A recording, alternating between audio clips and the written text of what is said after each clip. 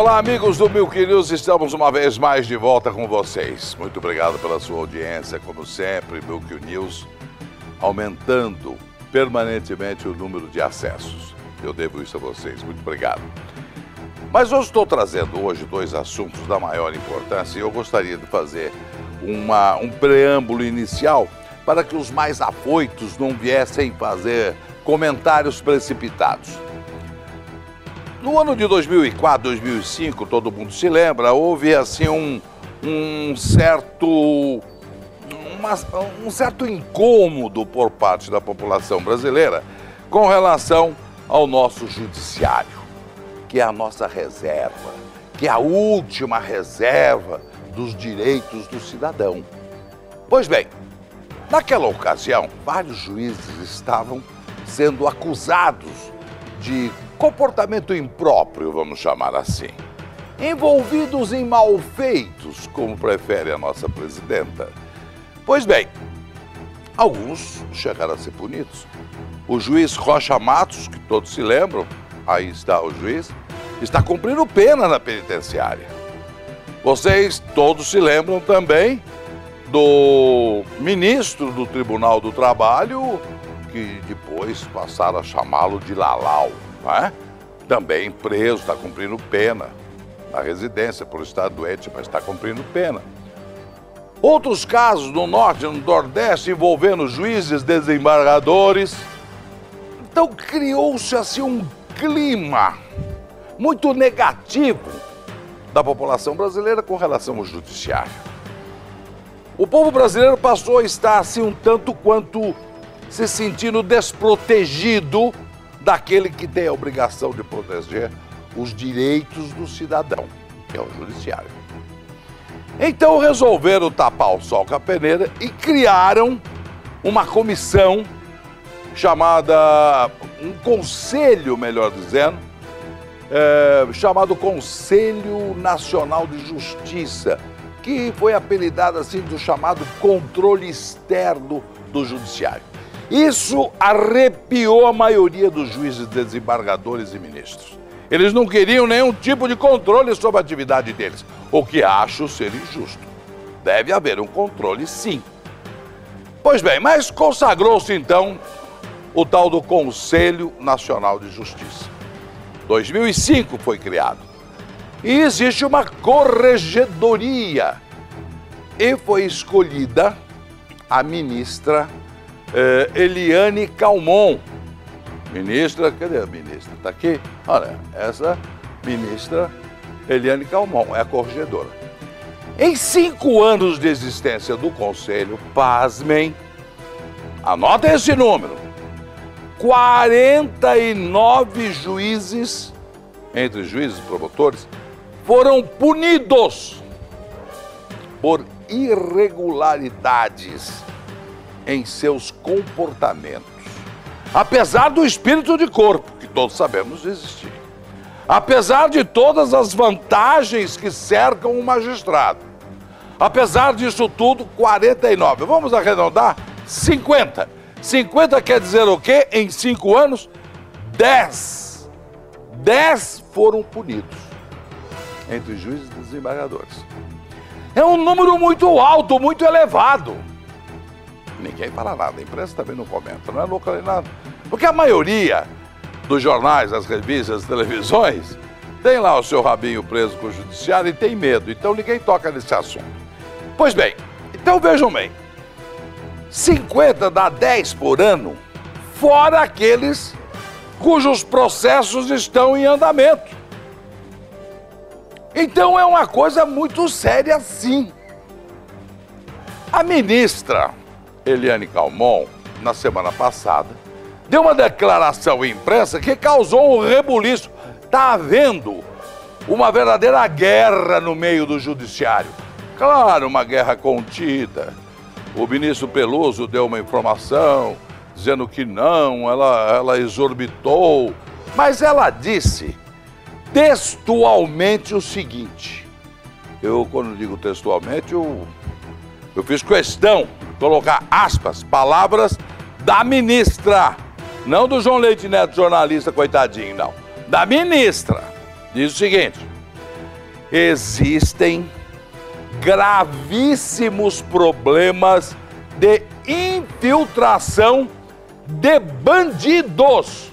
Olha o termo que ela usou, de bandidos que estão escondidos atrás da toga.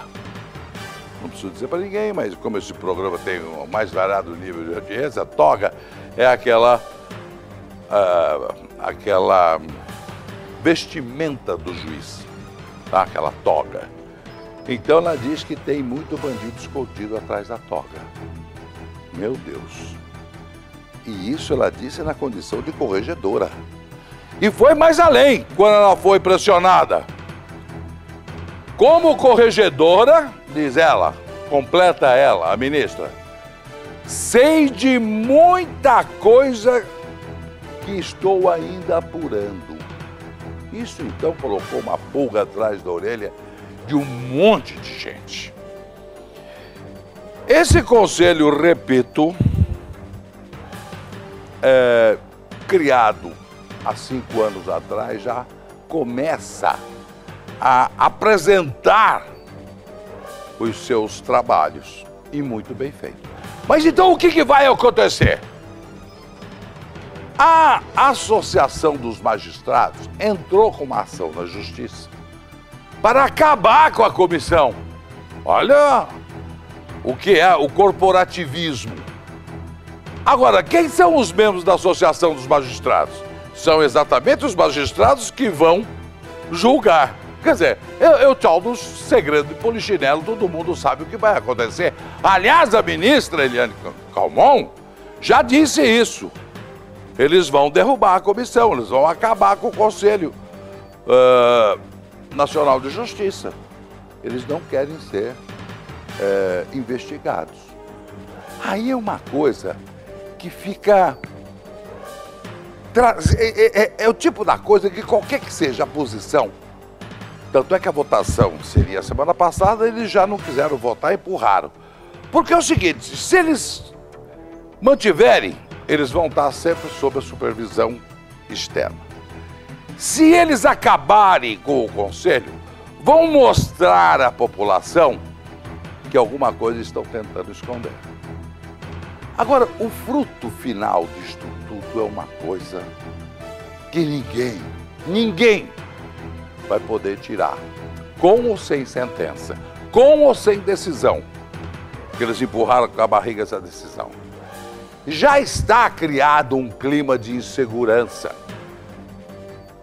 Todo cidadão que está me ouvindo, leram nos jornais, assistiram nas televisões, estará pensando assim: será que aquele meu caso que está tramitando na justiça, será que aquele juiz que vai julgar o meu caso não é um desses aí? Da chamada banda podre do judiciário? Que no judiciário também existe, não é só na polícia não.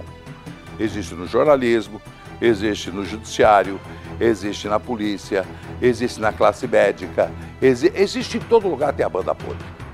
Agora, olha a insegurança de milhões de pessoas que têm os seus casos para serem julgados na justiça, quando a corregedora coloca em dúvida dessa maneira como colocou e levantando suspeita sobre considerável parte dos magistrados brasileiros. Será que aquele seu caso, aquela sua ação está sendo julgada por alguém da banda podre ou da banda boa? Isso é muito perigoso. Isso é muito perigoso para um país. Porque a última reserva que o cidadão tem, quando ele é perseguido pelo legislativo, pelo executivo, ele se socorre do judiciário. O judiciário em todos os lugares do mundo, e eu sei que em outros lugares existem problemas iguais, ele tem que ser imaculado. Ele não pode parecer fraco. Ele não pode demonstrar que em seu seio existam pessoas com comportamento irregular ou mal feitos. Não pode. É como a mulher de César.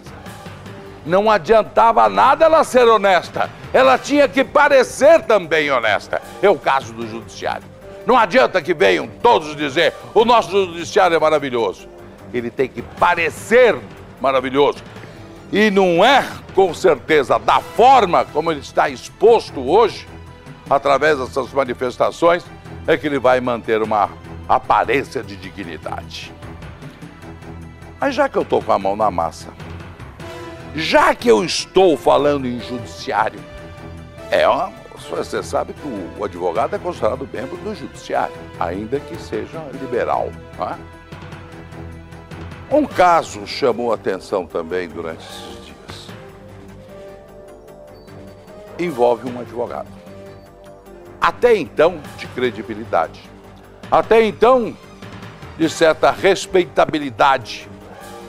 Na cidade de Bauru, principalmente, onde reside. Ele foi acusado pela própria filha, de 18 anos de idade, essa filha, estudante de direito já, de tê-la molestado desde os 8 anos de idade. Prestem bem atenção nisso. Eu tenho muita cautela quando toco nesses casos. Sabe, eu sempre me lembro daquele caso da escola de base, em que se desgraçou a vida de um monte de gente inocente. Então eu sempre tenho muita cautela. Segundo a denúncia da filha, esse cidadão teria abusado dela pela primeira vez aos 8 anos de idade e manteve um relacionamento libidinoso até os 16 anos de idade. Vamos acompanhar a cronologia. Mas somente aos 18 anos de idade, ela resolve vir a público, grava um depoimento contra o próprio pai, com seríssimas acusações. No bojo disso, ela traz também uma sua prima, que, segundo ela, também era molestada pelo pai, pelo advogado. Mais ainda, aparece uma terceira, que seria uma cunhada dele, irmã da esposa dele, do advogado, que também declara ter sido molestada por ele.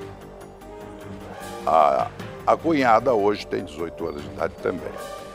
Nas investigações, estaria a delegada lá de Bauru desconfiada de que teria também esse cidadão molestado o seu próprio filho, um menino de apenas 9 anos de idade.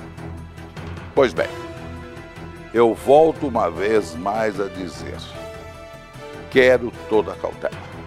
Vocês repararam que até agora eu não mostrei a imagem, mas eles mostraram, porque eles não concordam comigo. E nem disse o nome, porque eu queria fazer essa ressalva, porque eu lembro muito bem da escola de base. Agora, o cidadão em questão, acusado pela própria filha, é o advogado de Bauru, Sandro Luiz Fernandes. Esse cidadão que aqui está, que aqui aparece. Pois bem, uma coisa nos intriga, ou duas coisas nos intrigam. A maneira em que essa menina faz a sua gravação acusando o pai. Ela está quase que em transe. Ela está, assim, num momento emocional de quase que desespero. E a gente fica pensando o seguinte, mas 10 anos depois, só agora? E ela, então, se defende dizendo, não. Há uns 2 anos atrás, ou 3 anos atrás, eu comuniquei o fato à minha mãe. E a minha mãe me disse, eu vou falar com ele. E nunca mais tocou no assunto. Em sendo verdade, vejam bem, em sendo verdade, o que colocou essa moça contra o próprio pai e contra a própria mãe. A mãe passa a ser conivente do pai. ambos são passíveis de enquadramento jurídico. Isso não precisa ser, qualquer aluno de direito sabe disso.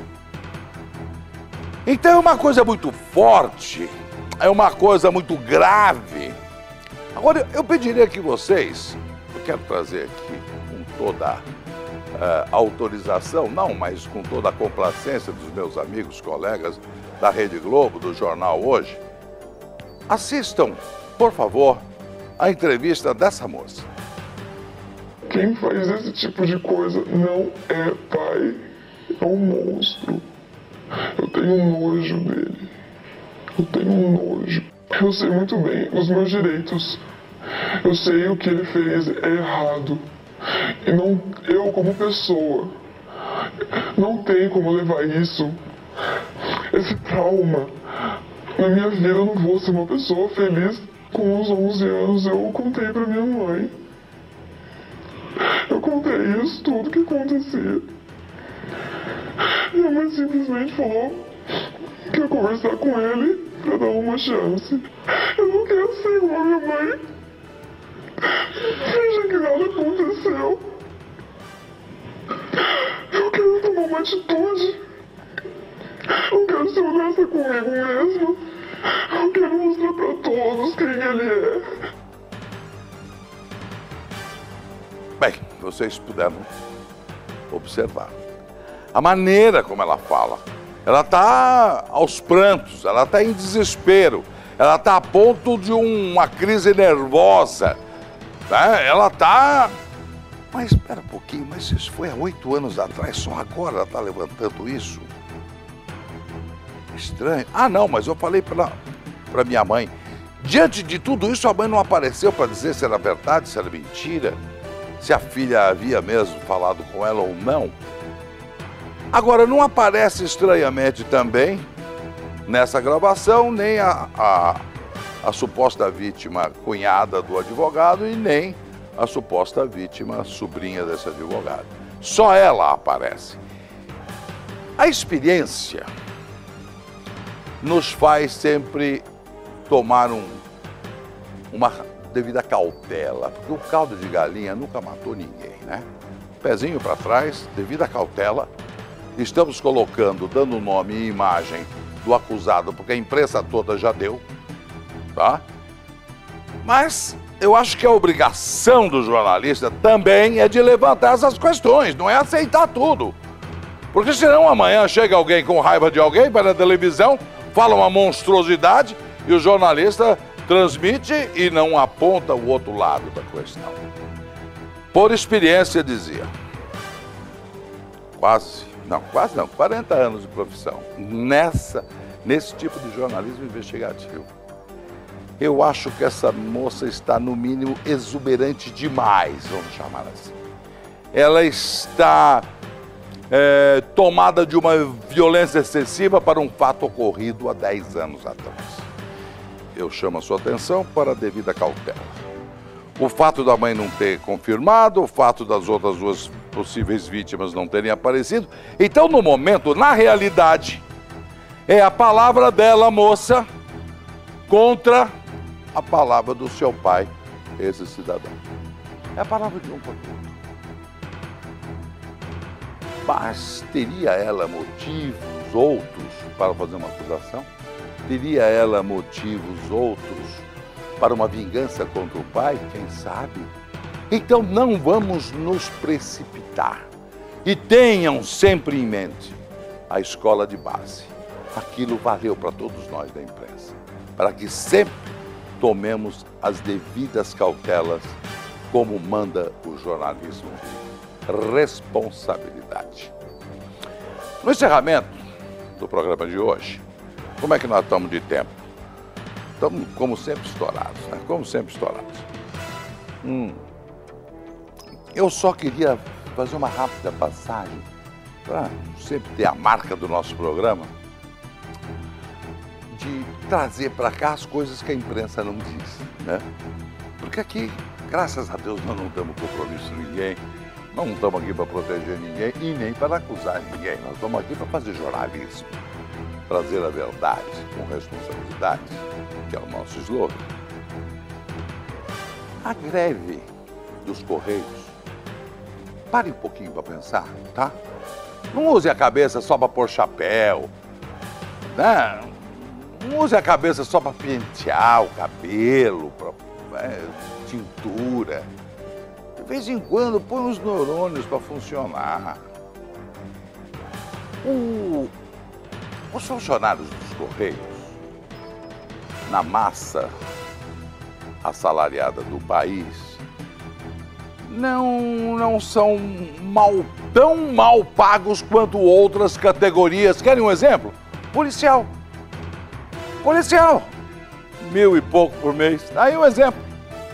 Tem que ir para a greve. Aliás, policiais, vamos para a greve na Assembleia. É engodo, não vai acontecer nada. Não vão votar nada, é engodo. Bom, voltando aos Correios. Eles não ganham tão mal assim, não, diante da média. Mas uma greve dos Correios tem um componente econômico-financeiro que ninguém atina. Vocês não avaliam que essa greve, que está, segundo a direção do Correio, girando em torno apenas de 30%, e segundo a direção da greve, mais de 60%, sei lá com quem eu devo ficar, mas essa greve, que não é total, vocês não avaliam o lucro que isso está gerando. Quanta gente está interessada em que essa greve não termine? Vamos raciocinar. Vocês já ouviram falar um negócio chamado courrier? Sabe o que é isso? É um termo francês. São empresas de entregas de documentos. Estão faturando o que nunca imaginaram na vida. Hoje, com as compras virtuais através dos computadores, a entrega das mercadorias, essa gente está faturando, essas empresas de entrega, como nunca faturaram nesse período. Os bancos estão ganhando sim, porque você não consegue pagar e eles metem os juros em cima de você. Então é uma greve que serve a muita gente. Então não interessa que ela termine logo. Será que estou falando abobrinha? Se tiver, você tem todo o direito de me contestar, porque esse programa é um programa absolutamente democrático e livre. Então eu vou repetir, entre em contato conosco. Através do Twitter, através do Orkut, através do e-mail, através do que mais? Do Facebook, eu estou sempre no Facebook, através do telefone. Tem um telefone? Põe um GC do nosso telefone aí, por favor, aqui para a nossa produtora. O que mais? Por tambor, por apito, a forma como vocês quiserem. Sinal de fumaça, tá? O que quiser, entre em contato. E se eu estiver errado, você me contesta. E se você quiser, eu abro espaço para você falar, gravo o seu fone e põe no ar. Contrário a mim, aqui é democracia total. Tá bom? Claro, no caso da participação tem que ser identificado, obviamente, anônimo, nós não podemos colocar no ar. Muito obrigado uma vez mais, esse programa está tendo a audiência, o acesso que os inimigos jamais gostariam, exatamente pela sua participação. Espero que você, uma vez mais nessa edição, entre lá no seu hall de contatos e fale, olha, tem mais uma edição do Milk News no ar. Muito obrigado a vocês. Olha, o mês que vem, ao vivo e diariamente. Milk News TV. Um abraço.